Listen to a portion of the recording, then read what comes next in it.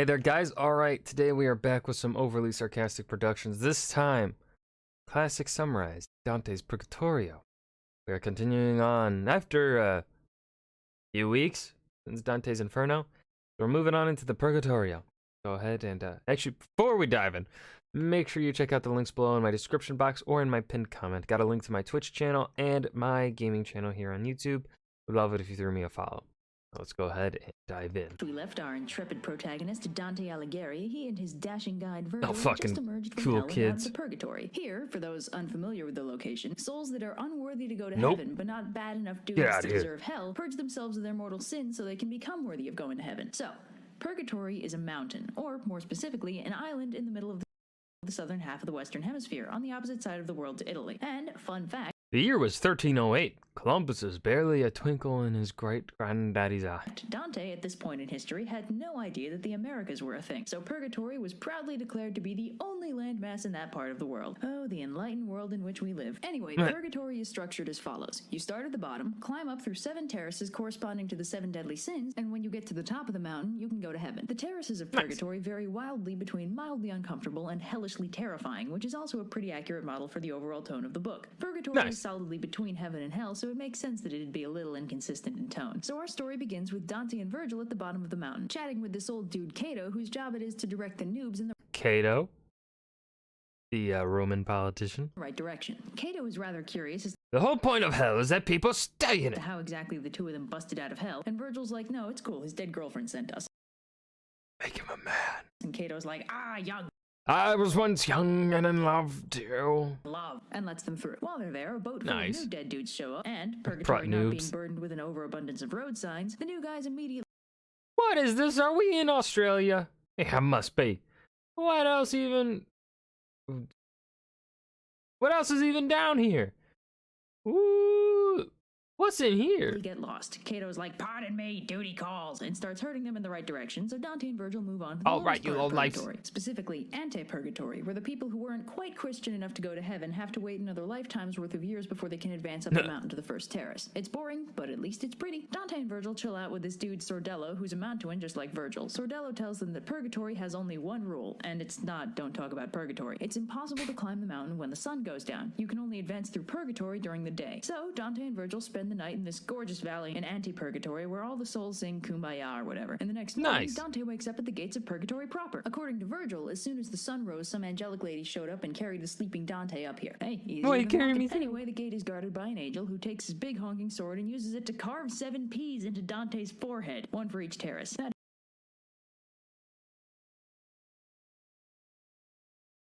What the fuck? Is hardcore. Dante should be on an album cover. Anyway, as he climbs through the mountain, the P's will be erased one by one as he passes through the terraces. See, it's symbolic of him losing his sins as he climbs up to heaven and whatever. If you wanted an in-depth symbolic analysis, you'd be over on SparkNotes right now. So the angel unlocks the gate with 2 keys, 1 silver and 1 gold. Symbolism? Totally symbolism. And Dante and Virgil go on their merry way. One side note before we continue. Similarly to the Inferno, Dante is kind of a rock star in the eyes of the souls of Purgatory, being lucky enough to get the guided tour of the afterlife while not being dead. So he's routinely accosted by people he knows or has heard of, and because this is a near constant thing, I'm skipping over most of that, because who wants to hear me read the 14th century equivalent of the phone book? So the first terrace is devoted to pride.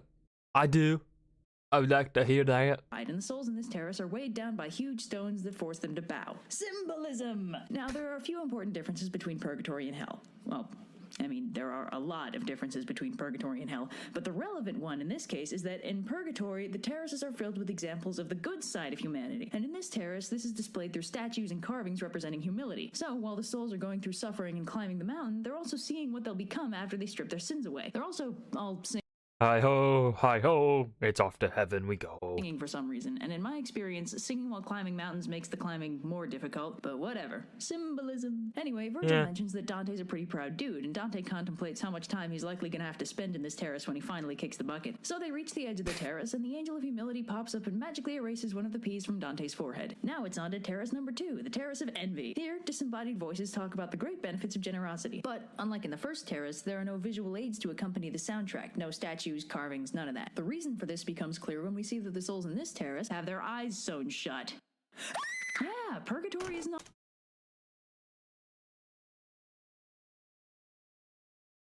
What? we see that the souls in this terrace have their eyes sewn shut. Yeah. That's a fucking terrifying scream, Red.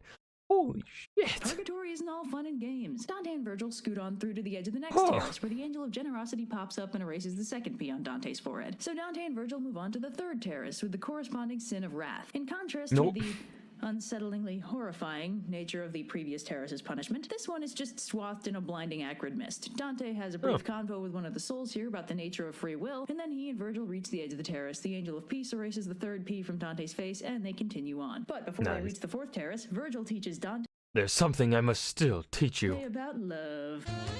No, not like that. It's because the next four terraces are all about sins that are messed up forms of love. That is, sloth, greed, gluttony, and lust. Here, sloth is defined as insufficient love. So in terrace number 4, sloth is purged through rigorous use of middle school gym class punishment tactics. That is, running in circles forever. So the sun goes down, and Dante has a dream about a hideous siren who entrances him with a song, but he is snapped out of it by some other lady. And then Virgil wakes him up, and they move on to the gate of the 5th terrace, where the Angel of Zeal erases the 4th P from Dante's forehead. And then they pass through to the 5th terrace, where greed is purged. So on this terrace, all the souls here are, well, stuck, lying face down on the ground. Given that this punishment...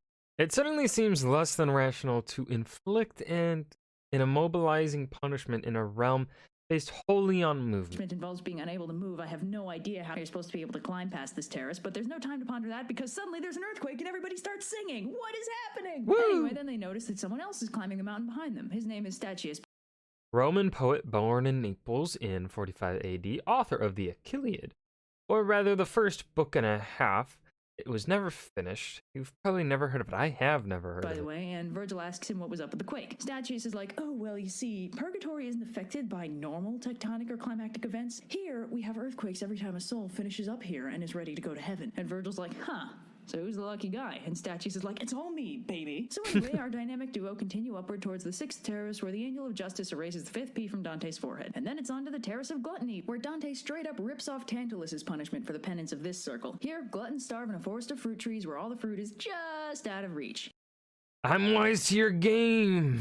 Dante's more confused about how dead people can even starve since they don't have to eat anymore. And Virgil's like, don't ask stupid questions. Yeah, you know the drill. Dante talks to some dudes, gets to the gate, the Angel of Temperance erases a P from his face, and they move on. The 7th terrace is lust, and it mixes up the formula a little bit with an enormous wall of flame. Symbolism? So yeah, the relevant souls are in this wall of fire, just kind of chilling. And again, I'm baffled by Dante's aliveness. Dante talks with a few of these Get chilling, but they're in fire. Can't be chilling fire. Chill me cold.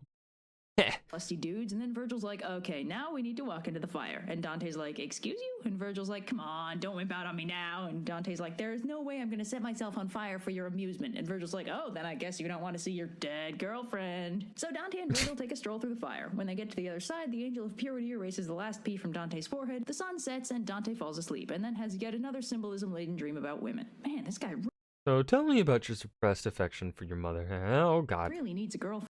No. Get Nietzsche out of here. But yeah, the women in question are Leah and Rachel, two biblical ladies who represent the active Christian lifestyle or something. Anyway, What? Let's get our butts in gear. Ever try Pilates? Anyway, Dante wakes up and he and Virgil head onward to the last part of Purgatory, the earthly paradise at the very top of the mountain. Wait, did I say Dante and Virgil? See, the thing is, Virgil can't really guide him any further, mostly because he still technically belongs in hell. Fortunately for all of us, this doesn't mean he has to leave. He can still go with Dante, he just won't be guiding him anymore. So Dante makes it up to the earthly paradise, the very top of Purgatory. Unsurprisingly, the earthly paradise is gorgeous and lovely and pretty much the best thing ever. In the earthly paradise, Dante and Virgil find a lady, Matilda, who starts guiding them through the earthly paradise, where they see a procession of a colorful array of characters that we don't really care about because, oh dang, look who's with them, it's Beatrice! That's right, Dante's dead girlfriend is finally here! Woo! Yay! But Virgil's gone. Oh. No! Beatrice is like, quit crying, this is supposed to be a place of fun. Turns out Beatrice is also pissed at Dante because after she died, he, get this, fell in love with someone else. Because nobody could be as pure and gorgeous as Beatrice. This is something of a cardinal sin, and is, in fact, the whole reason she sent him to hell in the first place. Insert joke about jealous ex-girlfriends here. Dante's still crying, of course, so Beatrice has her 4 handmaidens push him into the river Lethe to calm him down, and also purge his memories of sin, but who cares about that? So Dante emerges from the Lethe, and Beatrice finally reveals her face, which is so entrancingly gorgeous that Dante forgets to blink for a while. Then there's some business with the Tree of Knowledge, and Dante passes out. When he wakes up, he scoots on over to Beatrice, who's chilling under the Tree of Knowledge, and Beatrice is like, okay, some crazy crazy stuff is about to go down. Take notes. Okay, Okay. so this is pretty weird, so pay attention. First off, there's this chariot, right? It's tied to the Tree of Knowledge. Griffin put it there. Nobody cares. Okay. Keep your eye on this chariot. Boom! Got it. Suddenly, Eagle. Eagle smacks into the chariot and twists it into a pretzel. Next up, Hungry Fox jumps into the chariot. Beatrice punches it. Eagle's back. This time, it molts all over the chariot. Then the ground splits open and a goddamn dragon shows up, stabs the chariot, then drags a chunk of it back underground. Okay. So that was weird. Then the chariot grows 4 heads, turns into a giant and a prostitute, and then the giant drags the prostitute off. Purgatory's f***ing weird. So Beatrice spits out a prophecy that somehow explains everything. Fuck? I don't get it. Neither does the internet. And they push Dante into another river, which restores his good memories. At this point, he's all set to head on over to heaven. Or something. So you may have noticed that that threes seem to show up a lot in this. Not just because it's a trilogy. It's actually a thing. A thing. Among other things, when Dante is super bummed about Virgil leaving, he repeats his name 3 times. Also an ancient Roman funerary rite. He also kisses up to Virgil a lot.